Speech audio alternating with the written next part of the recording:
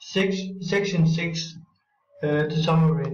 George can't stand the thought of Lenny going to prison because he knows he wouldn't be able to go through it. He will not be able to cope with the thought of what the other would do with Lenny if they find him, because he has killed his wife to death. Therefore, he takes the pistol that Lenny has stolen from Carlson and shoots Lenny in the back head. Yes, the most important sentence is number 3. He talks to Lenny about their dream farm and then shoots him just before the other arrive. We have picked number 3 of the sentence because it is the most important piece in the section. George kills Lenny because he doesn't think that Lenny couldn't bear the life in prison. Number 4.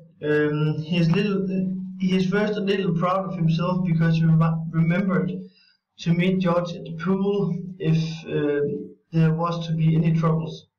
But then he starts to think about all the things he has done, but mostly he thinks about all the good things George has done for him.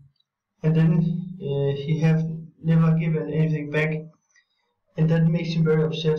The way that Lenny deals with it is by seeing first his dead aunt and then afterward a rabbit. Through them he starts to understand the situation he is in, and however they only tell him all the bad things, and that sets his state of mind in an even worse place.